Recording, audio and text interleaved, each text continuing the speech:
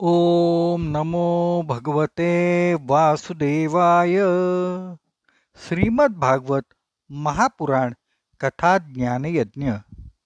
काल आपण ऐकलं की वसुदेव नंदबाबांना म्हणतात की तुमच्यावर ही उतारवयात भगवंतांची कृपा झाली, त्यामुळे तुम्हाला पुत्रप्राप्ती झाली.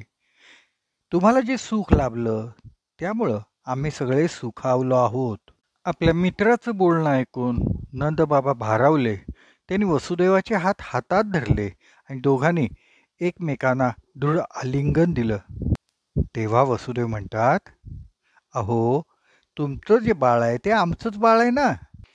हे ऐकून नंदबाबा म्हणतात, होय होय, तुमचंच हे बाळ आहे. वसुदेवाचं गुड बोलणं नंदबाबांच्या लक्षात आलंच नाही. त्यानंतर जरा वेळानं वसुदेव म्हणाले, हे बंधू, तू राजाचा कर दिलास ना, आणि आता आपली भेट पण झाली. आता इथं जास्ती काळ थांबू नकोस, कारण आजकाल गोकुळात मोठे मोठे अपशकुन व्हायला लागले आहेत. तेव्हा तू त्वरित गोकुळात परत जा. तेव्हा नंदबाबांनी वसुदेवाचा निरोप घेतला आणि आपल्या सहकार्यांच्या बरोबर गाड्या जुंपून ते गोकुळाकडे निघाले. वसुदेवांच्या बोलण्यात काहीतरी तथ्य असणारच. मग आता कोणतं संकट येते कुणास ठाऊक. अशा विचारानं अत्यंत व्याकुळ होऊन नंदबाबा परमात्म्याचं वाटेतच स्मरण चिंतन करत करत गोकुळाकडं निघाले. इकडं मथुरेमध्ये कंसाने आपल्या मंत्रिमंडळाची तातडीची बैठक बोलवली. कारण तुझा शत्रू जन्मला असून तो सुखरूप आहे, ही आकाशवाणी कंसाच्या कानात घुमत होती. सर्व दैत्यांनी मंत्र्यांनी कंसाच्या पराक्रमाची खूप प्रशंसा केली. शत्रू मोठा बलवान होण्यापूर्वीच त्याला मारायचं त्यांनी ठरवलं. तेव्हा गोकुळात जन्मलेल्या 10 दिवसाच्या आतल्या सर्व लहान बालकांना मारायचं त्यांनी ठरवलं. आणि हे काम करण्याकरता पूतना कंसाच्या मदतीला आली. पूत म्हणजे पवित्र, जी पवित्र नाही ती पूतना. कंसाची आज्ञा घेऊन पूतना नगरे वाड्या वस्ती यातली लहान मुलं मारत मारत निघाली. आणि जिथं भगवंतांचा वास आहे, गुणगान आहे, श्रवण कीर्तन आहे, अशा जागा म्हणजे राक्षसांची कर्मभूमीच. अशा ठिकाणच्या मुलांचे घास घेत घेत पूतना गोकुळात शिरली. गोकुळात शिरताच तिनं मायावी रूप धारण केलं. कमनीय बांधा, उत्तम वस्त्र, आंबाड्यावर मोगऱ्याचा गजरा माळलेला, मोहक हास्य आणि घायाळ करणारे कटाक्ष अशा रूपात हातात कमळ घेऊन पूतना गोकुळात आली. तिथं सर्वजण ब्रह्मदर्शन करत होते आणि ह्या मायेनं सगळ्यांचं लक्ष आपल्याकडं आकर्षित करून घेतलं. त्यांना वाटलं की मोठ्या घरंदाज परिवारातील ही सन्माननीय महिला इथं आलेली आहे, जणू काही साक्षात लक्ष्मीच. रोहिणी आणि यशोदेनं तिला पाहिलं, पण तिच्या सौंदर्य प्रभावानं दोघीही हतप्रभ होऊन तिच्याकडं पाहतच राहिल्या. पूतना म्हणाली, हा किती सुंदर बाळ आहे, मी याला मांडीवर घेऊ का? मला याला दूध पाजायची इच्छा आहे. माझं दूध पिऊन तो धष्टपुष्ट होईल. तिथं यशोदा रोहिणी होत्या, पण पुतनेच्या मायावी रूपानं त्यानं इतकं मोहित करून टाकलं की सगळेजण तिच्याकडे बघतच राहिले. तिला कुणी अडवलं नाही आणि पुतनेने पटकन बाळाला मांडीवर घेतलं आणि त्याच्या मुखात आपलं स्तन दिलं. बाळकृष्ण म्हणजे तर सर्व सृष्टीचा आत्मा आहेत.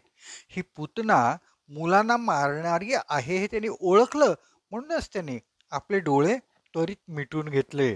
पूतनेनं आपल्या स्तनावर हालाहाल विष लावून ठेवलेलं होतं. आता तिनं ते स्तन भगवंतांच्या मुखात दिल्यावर बाळकृष्णाने स्तन घट्ट पकडलं आणि दुधाबरोबर तिचे प्राणही पिऊ लागले. बरोबर भयंकर वेदनेनं पूतना व्याकुळ झाली आणि ती ओरडायला लागली, सोड मला, सोड मला. पूतनेचं अंग घामानं भिजलं, हातपाय ती आपटायला लागली. प्राण जाण्याच्या वेळी तिनं इतका प्रचंड आकांत केला की लोकांना वज्रपात झालाय की काय असं वाटलं आणि तिनं आपलं मूळ रूप धारण केलं आणि ती बाहेर येऊन जोरात पडली. तेव्हा तिच्या शरीराखाली 6 कोस परिसरातल्या झाडांचं पीठ झालं. पुतनेचं शरीर भयंकर होतं. पुतनेच्या आकांतानं धावत आलेल्या गोपी गोपाळानं पुतनेला पाहिलं आणि सर्वजण भयभीत झाले. त्यांना दिसलं कान्हा निर्भयपणे पुतनेच्या छातीवर खेळत आहे. तर त्यांनी अत्यंत घाबरून शिडी लावली आणि कान्हाला वरून खाली उतरवलं.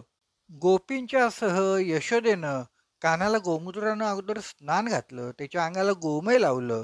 मग कान्हाला यशोदेनं दूध पाजून शांत झोपवलं. तोपर्यंत ब्रजवासिनी पुतनेच्या शरीराचे तुकडे करून लांब नेऊन एक एक अवयव चितेवर ठेवून जाळायला सुरुवात केली.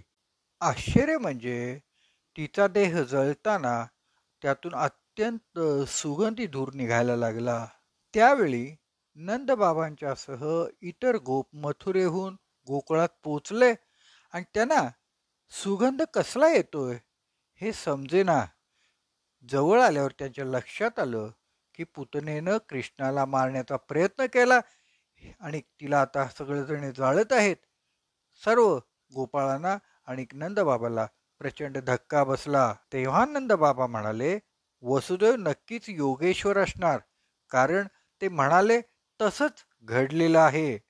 शुकमुनी सांगतात, परीक्षिता, मृत्यूच्या तावडीतून सुटून आलेल्या आपल्या मुलाला नंदाने उचलून घेतलं आणि आनंदानं त्याचं मस्तक खुंगलं, जणू त्याचा पुनर्जन्मच झालाय असं त्याला वाटलं.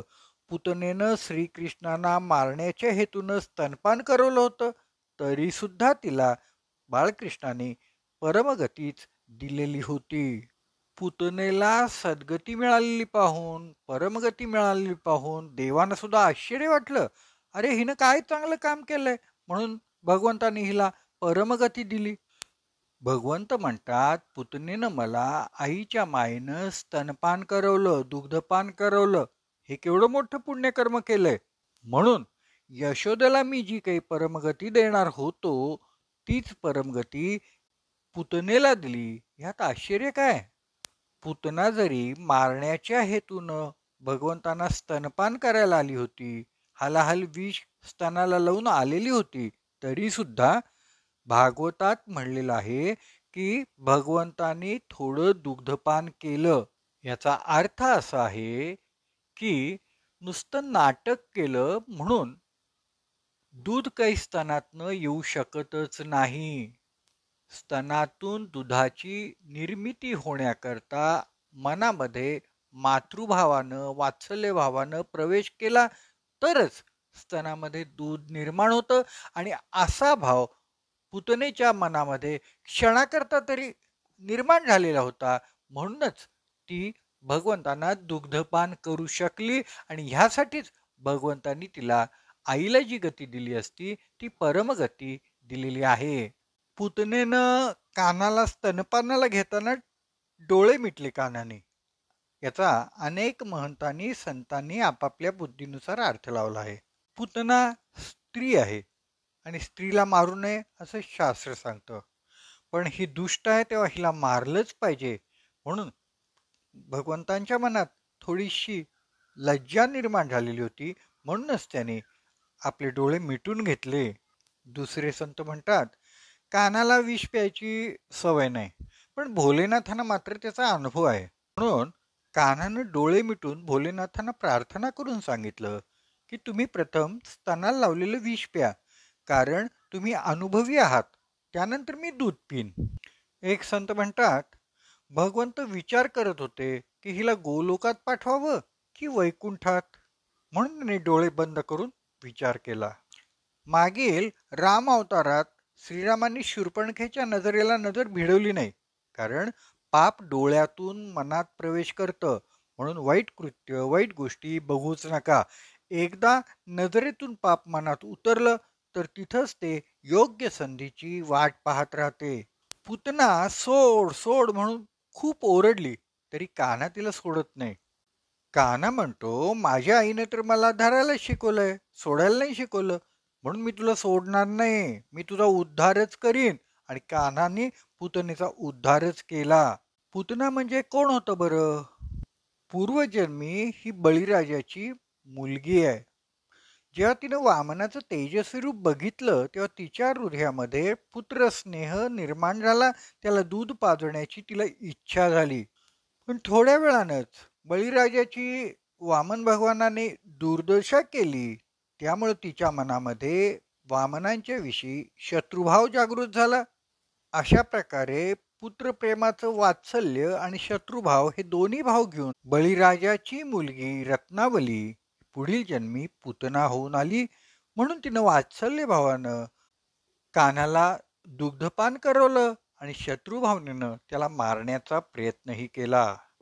पुतना उद्धारानंतर सर्व गोपींनी बालरक्षा मंत्र स्तोत्र म्हणलेलं आहे. ह्या 8 श्लोकाच्या स्तोत्राच्या पठणानं वाईट शक्तींच्यापासनं आजारपणापासनं बाळाचं रक्षण होतं.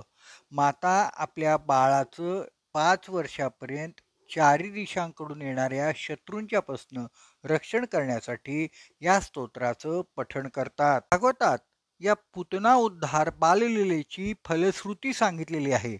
अन्य कोणत्याही बाललीलेला त्यांनी फलश्रुती सांगितलेली नाही.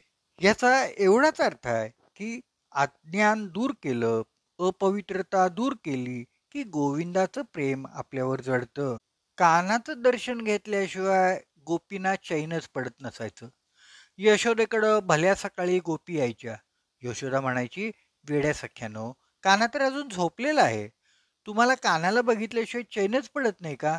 बरं, बघायचं असेल तर बघा, पण अजिबात बोलायचं नाही, नाहीतर त्याची झोप मोडेल. त्याला जाग आली की पुन्हा तो रडायला लागतो. मग गोपींच्या बरोबर मधोमध कान्हाला यशोदा निजवत असे आणि गोपी भोवताली बसून कान्हाचं केवळ निरीक्षण करत राहत. एक गोपी म्हणायची, निजलेला कान्हा बघ किती सुंदर दिसतो ग. अगं त्याचे केस बघ कसे दाट आणि कुरळे आहेत. अरे पाय तरी बघा किती मऊ मऊ आहेत. आहा, हाताची बोटं किती लांब सडक आहेत ना. डोळे तर बघ कसे आहेत काळेभोर. ओठ किती लाल चुटूक आहेत ग. गोपी गप्पा मारत नाहीयेत, त्या कान्हाच्या सर्वांगाचं कौतुक करतायत, वर्णन करतायत. ही त्यांची भक्ती आहे. गोपी भक्ती मार्गाच्या आचार्य आहेत. भक्ती कशी करावी हे गोपींनी दाखवून दिलेलं आहे. जर तुम्हाला भक्ती करायचीच असेल तर भगवंतांच्या प्रत्येक अवयवाचं चिंतन करा. भगवंतांचे सर्व अवयव, भगवंतांच्या सर्व वस्तू ह्या मधुरच आहेत, कारण भगवंत मधुराधिपती आहेत. म्हणूनच वल्लभाचार्य म्हणतात, अधरम मधुरम वदनम मधुरम नयनम मधुरम हसितम मधुरम हृदयम मधुरम गमनम मधुरम मधुराधिपतेरखिलम मधुरम मधुराधिपतेरखिलम मधुरम वचनम मधुरम चरितम मधुरम वसनम मधुरम वलितम मधुरम चलितम मधुरम भ्रमितम मधुरम मधुराधिपतेरखिलम मधुरम मधुराधिपतेरखिलम मधुरम वेणुर्मधुरो रेणुर्मधुरा पाणिर्मधुरा पादौ मधुरौ नृत्यं मधुरं सख्यं मधुरं मधुराधिपतेरखिलं मधुरं मधुराधिपतेरखिलं मधुरं गीतं मधुरं पीतं मधुरं भुक्तं मधुरं सुप्तं मधुरं रूपं मधुरं तिलकं मधुरं मधुराधिपतेरखिलं मधुरं मधुराधिपतेरखिलं मधुरं कर्णं मधुरं तरणं मधुरं हरणं मधुरं रमणं मधुरं वमितं मधुरं शमितं मधुरं मधुराधिपतेरखिलं मधुरं मधुराधिपतेरखिलं मधुरं गुंजा मधुरा माला मधुरा यमुना मधुरा वीची मधुरा सलिलं मधुरं कमलं मधुरं मधुराधिपतेरखिलं मधुरं मधुराधिपतेरखिलं मधुरं गोपी मधुरा लीला मधुरा युक्तं मधुरं मुक्तं मधुरं दृष्टं मधुरं शिष्टं मधुरं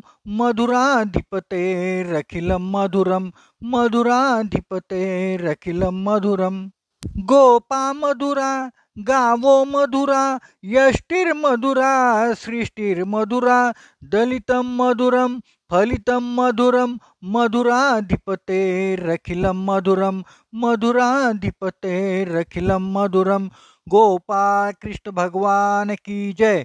उद्या पुन्हा ऐकूया श्रीमद भागवत महापुराण कथा ज्ञानयज्ञ.